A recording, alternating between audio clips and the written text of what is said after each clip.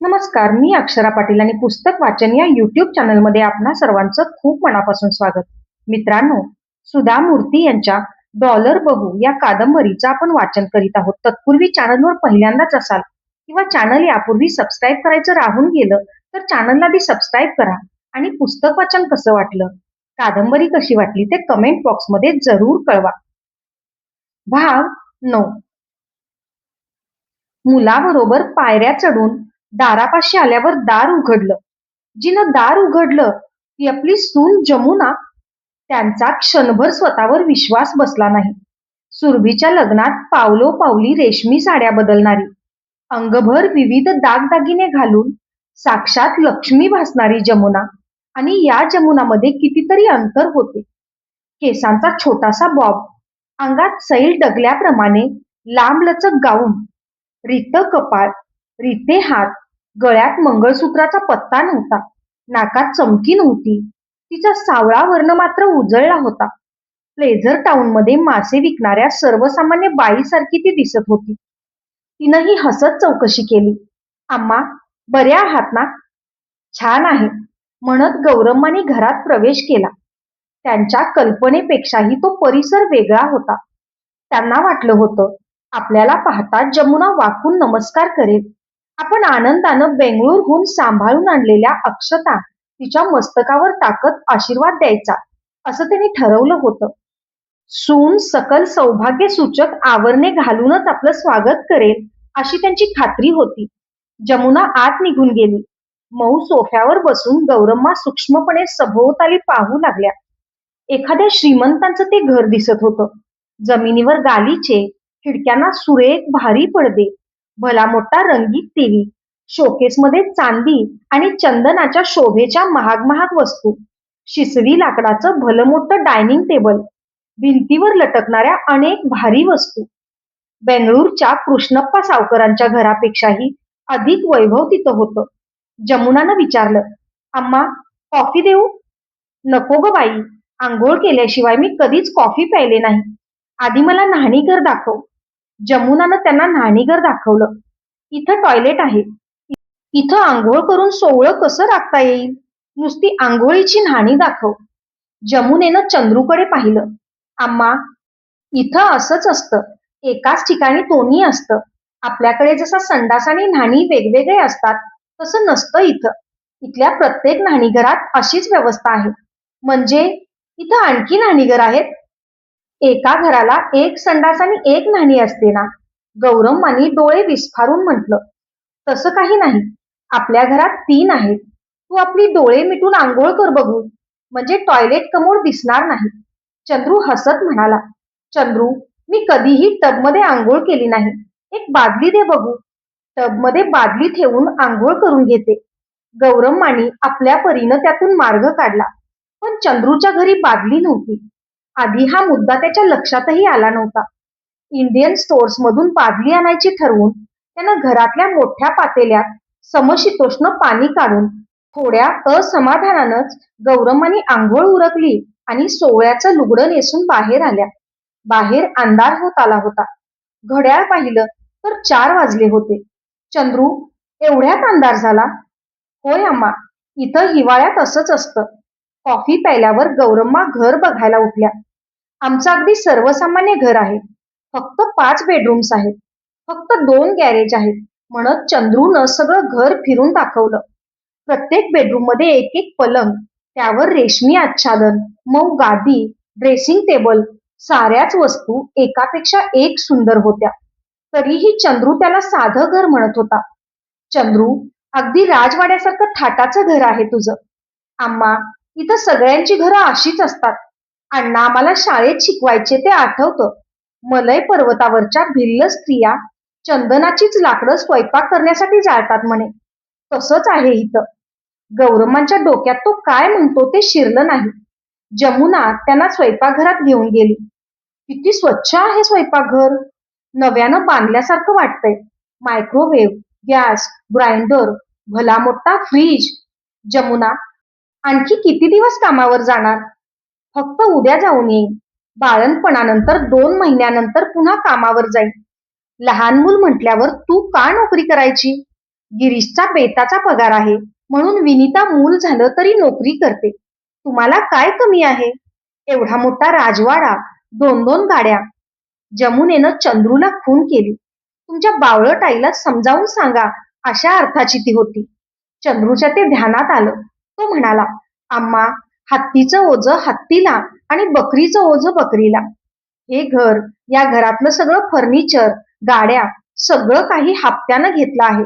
दर महिन्याला सगळ्यांचे हप्ते भरलेच पाहिजेत ना. आता तर तूही आहेस बाळाकडे बघायला. जमुनाचाही वेळ जात नाही. करू दे नोकरी, पुढचं पुढं बघता येईल." चंद्रूनं विषय संपवला. त्या निमित्तानं गौरम्मांना हप्त्याच्या व्यवहाराचा परिचय झाला. किती छान सोय आहे ही. आपल्याकडेही अशी सोय असती तर आपल्यालाही असंच थाटात राहता आलं असतं. दर महिन्याला हप्ते भरत राहिलो असतो. दुसऱ्या दिवशी जमुना आणि चंद्रू नोकरीवर निघून गेले. त्या भल्या मोठ्या घरात गौरम्मा एकट्याच राहिल्या. भारतात रात्र असेल तेव्हा इथला दिवस, इथं रात्र असताना तिथला दिवस. त्यामुळं गौरम्मांच्या झोपेचा थोडा त्रास वाटला. आता त्यांना सुरभीची आठवण झाली. एवढं मोठं घर आहे. जमुना नको म्हणणार नाही. सुरभीही जमुनाला मदत करेल, तिच्या मुलाला सांभाळेल. सुरभीलाही मुलांची भरपूर हौस आहे. बेंगळूरला आली की हर्षला क्षणभरही सोडत नाही. चंद्रूही नको म्हणणार नाही. त्यांना जुनी आठवण आली. त्या चंद्रूच्या खेपेला बाळंतपणासाठी माहेरी गेल्या होत्या. 2 वर्ष तिथंच राहिल्या, कारण शामन्ना वर्षभरासाठी ट्रेनिंगला गेले होते. शामन्नांना आई वडील कुणीच नव्हते. गौरम्मांच्या भावानं आणि भाऊजाईनं गौरम्मा आणि चंद्रूला 2 वर्ष आपल्या घरी ठेवून घेतलं. एवढंच नव्हे तर जाताना त्यांनी लुगडंही नेसवलं होतं. त्यांची परिस्थितीही फारशी बरी नव्हती. सुरभीला येऊ नको म्हणायला यांना तर काहीही कारणच नाही. सुरभी इथं आली की आपली 2 मुलं अमेरिकेत, मग मनात येईल तेव्हा इथं येता येईल. या विचारानंच गौरम्मा हुरळून गेल्या. गौरम्मांना येऊन आठवडा झाला होता. चंद्रू त्यांना घेऊन डिपार्टमेंट स्टोअरला जाऊ लागला होता. केवढं मोठं ते किराणा मालाचं दुकान. प्रत्येक पदार्थ नीट स्वच्छ करून ठेवला होता. काय त्या भाज्या, काय ते धान्य, काय ते विविध प्रकारचे फळांचे रस, दूध, दही, सरबत, पन्हं, ताक, सगळं काही तिथं मिळत होतं. विविध प्रकारचं आईस्क्रीम. पलीकडचा मांसाहारी पदार्थांचा विभाग वगळता गौरम्मांना दुकान फारच आवडलं. सारं बघताना 2 डोळे अपुरे पडतायत असं जाणवलं. आठवडाभरात गौरम्मा हळूहळू घरात रुळल्या होत्या. स्वयंपाक करणं, मायक्रोवेव्ह मध्ये अन्न गरम करणं, सगळं त्यांनी शिकून घेतलं होतं. थोड्याफार उष्ट्या खरकट्याचा प्रश्न जाणवायचा. त्याहीपेक्षा खरा कंटाळा यायचा तो भांडी घासायचा. बेंगळूरच्या गरिबीच्या संसारात निंगी धुनी-भांडी करून जायची. इथं मात्र त्यासाठी कुणीही नव्हतं. त्यामुळे वॉशिंग मशीनमध्ये कपडे धुवायला सगळेच शिकले होते. जमुना बाळंतीण होण्याआधी तिचं डोहाळे जेवण करायची गौरम्मांची इच्छा होती. तिच्या पुढे ही इच्छा त्यांनी मांडली. जमुना, गावाहून मी मुद्दाम हिरवी साडी, हिरव्या बांगड्या आणल्या आहेत. कोचंपली साडी सुरभीनंही पाठवली आहे. चकली, कडबोळी वगैरे घेऊन आलीये मी. 4 सवाष्णींना बोलाव एखाद्या संध्याकाळी. आरती करून ओटी भरता येईल. अम्मा, ते कसं जमणार? का ग? वर्किंग डे असेल तर कुणीही येत नाही. बाळाच्या बारशालाच बोलावूया. गौरम्मांच्या उत्साहावर थंडगार पाणी ओतलं गेलं. तरीही त्यांनी तिला देवापुढे बसवून साडी आणि हिरव्यागार बांगड्या दिल्या. आरतीही केली. पण जमुनानं हिरव्या साडीची घडीच मोडली नाही. हिरव्या बांगड्याही बॉक्समधून बाहेर आल्याच नाहीत. गौरम्मांना मात्र याचं वाईट वाटलं. प्रसूती वेदना सुरू झाल्यावर जमुना रडू लागली. डॉक्टरांनी सांगितलेल्या दिवशीच प्रसूती वेदना सुरू झाल्या होत्या. गौरम्मा आपल्या पद्धतीनं तिची समजूत काढू लागल्या. शांत राहा, स्वतःला आवर. मलाही 3 मुलं झाली आहेत. हे दुःख सोसावंच लागतं बाई माणसाला. पण जमुनेचं रडणं कमी झालं नाही. एवढ्यात चंद्रू आला. त्यानं गाडी बाहेर काढली. गौरम्माने विचारलं, मी येऊ काय रे? नको अम्मा, तिथं फक्त मला आत सोडतात. मी नंतर दवाखान्यातून फोन करेन. चंद्रू आणि जमुना दवाखान्यात निघून गेले. गौरम्मांना हे सगळं विचित्र वाटत होतं. पण या देशात अशाच कितीतरी विचित्र वाटणाऱ्या पद्धती सर्वसामान्य मानल्या जात असाव्यात हे त्यांच्या लक्षात येऊ लागलं होतं. अखेर त्या फोनपाशी बातमी ऐकायला बसून राहिल्या.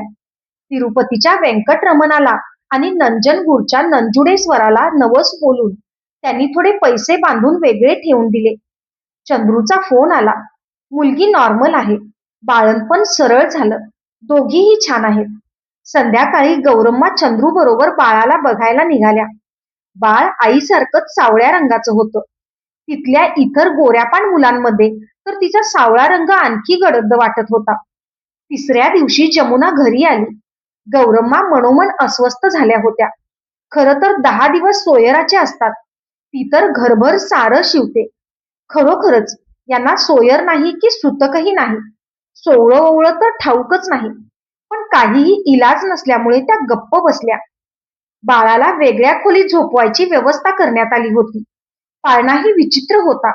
बाळासाठी असंख्य खेळणी, रंगीबेरंगी पडदे, अनेक चित्रे वगैरे तयार केली होती. बाळाला त्याच्या खोलीत झोपवून जमुना आपल्या खोलीत जायला निघाली. तेव्हा मात्र न राहून त्या म्हणाल्या, "जमुना, एवढं लहान बाळते, एकटंच त्या खोलीत कसं ग झोपेल? पाहिजे तर माझ्यापाशी झोपू दे त्याला." "नको, उद्या तुम्ही गावाला गेलात तर मला त्रास होईल. आतापासूनच तिला वेगळं एकटीनं राहायची सवय करते." पुढं त्यांनी काही बोलू नये म्हणून ती तडक निघून गेली. त्यांना हर्षची आठवण झाली. अगदी ताणा असल्यापासून तो आजोबांच्या शेजारीच झोपायचा. त्यामुळे त्याला आजोबांचा खूपच लळा लागला होता. पहिल्यापासूनच लांब राहिलं तर लळा लागणार तरी कसा, वाढणार कसा? जमुना बाळाला छोट्या टबमध्ये आंघोळ घालत होती. न राहून त्या म्हणाल्या, "दे तिला, मी न्हाऊ घालते. तेलाचं कुठं आहे?"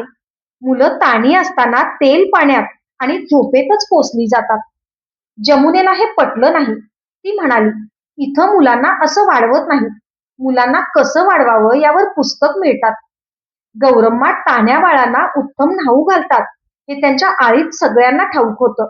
घरात बाळंतीण नसली की त्या घरातली प्रौढ बाई त्यांना आवर्जून भेटत असे आणि सांगत असे, "तुमच्यासारखं कुणीही न्हाऊ घालत नाही गौरम्मा. तुम्हाला वेळ असेल तर बाळाला न्हायला घालायला येता का थोडे दिवस?"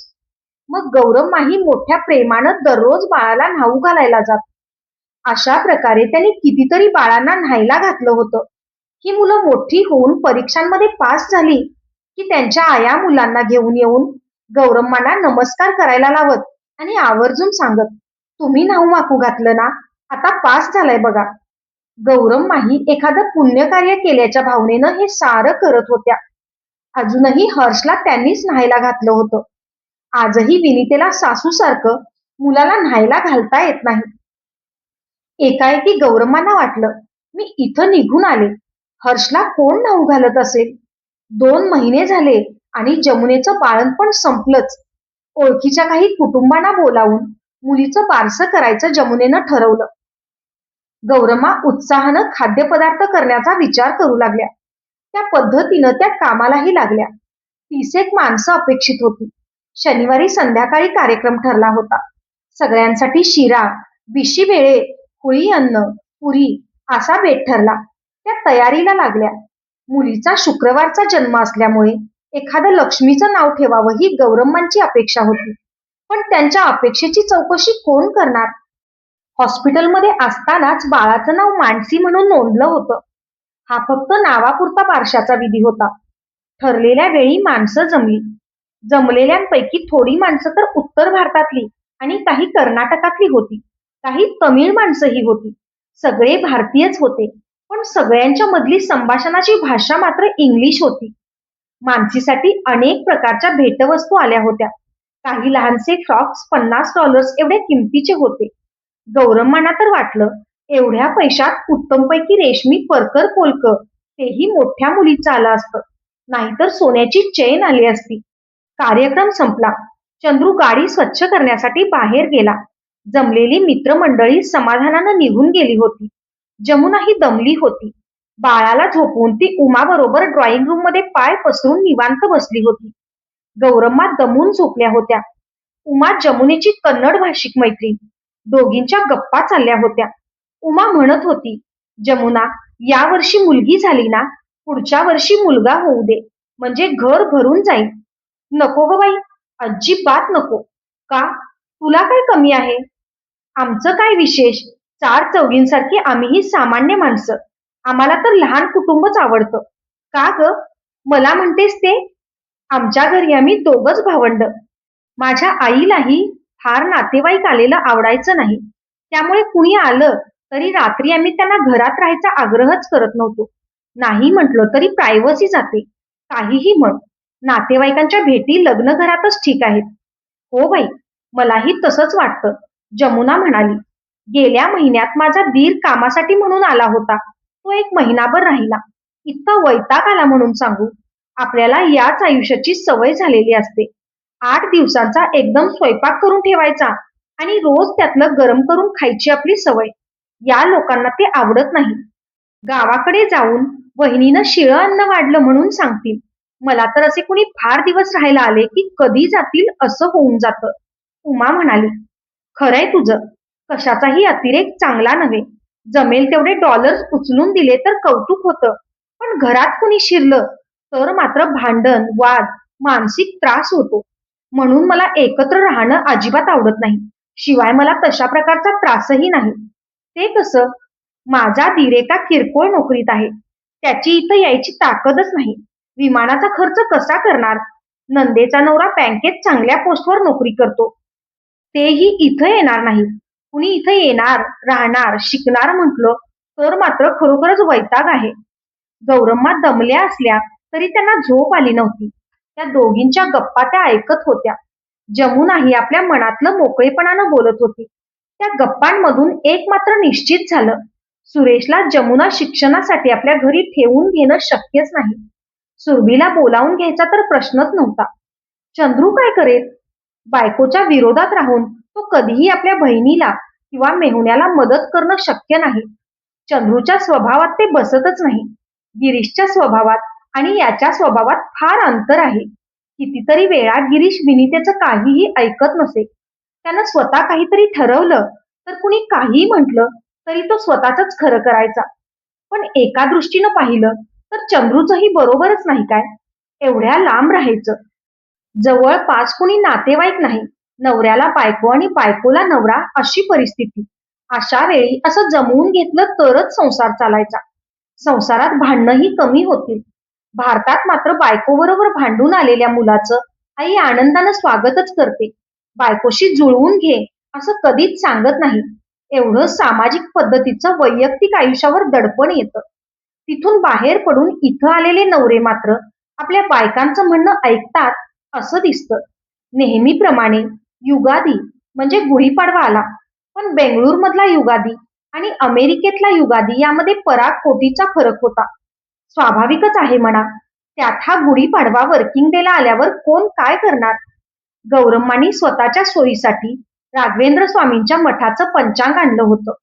त्याच्या मदतीनं त्या आजच गुढीपाडवा असल्याच्या निर्णयापर्यंत आल्या होत्या. घरात कुठल्याही प्रकारचं सणाचं वातावरण नव्हतं. सकाळी उठून चंद्रूनं आपल्या वाट्याची कामे केली होती. भांडी, कपबशा, ग्लास धुवून जागच्या जागी ठेवले. त्यानंतर त्यानं कपड्यांना इस्त्री केली. इथं आल्या आल्या गौरम्मांना पुरुष मुलानं, तेही अमेरिकेत राहणाऱ्या पुरुष मुलानं स्वयंपाकघरात भांडी घासणं, भाजी चिरणं, बायकोला मदत करणं पाहून मनस्ताप होत होता. एकदा असं झालं. हे काय रे चंद्रू? आपल्या घरी कुणा पुरुषानं असली काम केल्याचं कधी पाहिलंयस काय? आम्हा, तिथं कामाला माणसं मिळतात. तिथं तुम्ही पुरुषांचे जरा जास्तच लाड करता. जमुना चिडली. रागाच्या भरात तिनं बाळाचा हात ओढला. बाळ रडू लागलं.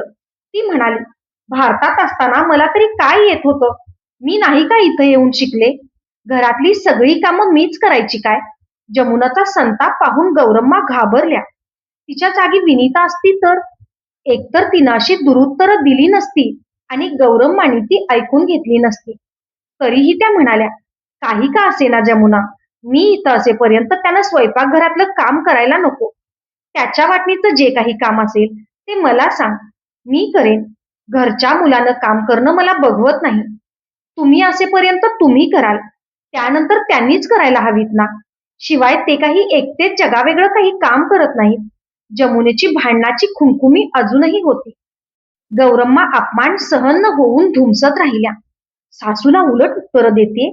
आमचा गिरीश स्वयंपाकघरात फिरकत सुद्धा नाही. त्याला पाणी हवं असलं तरी आम्हीच बाहेर आणून देतो. विनिता संध्याकाळचं सगळं काम करते. बाहेर कितीही काम केलं तरी घरातली कामं बायकांनीच करायची असतात ना. 58 वर्षांच्या, फारसं शिक्षण न घेतलेल्या, फारसं जग न पाहिलेल्या आईबरोबर उगाच भांडण कशाला, असा विचार करून चंद्रू मध्येच म्हणाला, "जमुना, तुला उशीर होतोय. तू चल पाहू." "अम्मा, भांडी विसळणं, भाजी चिरणं, त्यातली काहीही कामं मी तू असेपर्यंत करणार नाही. पण इतर कामं मला करू दे." "असं का म्हणतोस? ही अमेरिका आहे अम्मा.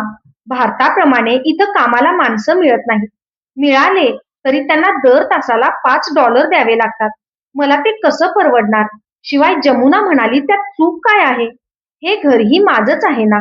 माझ्या घरचं काम मी केलं तर काय चुकलं?"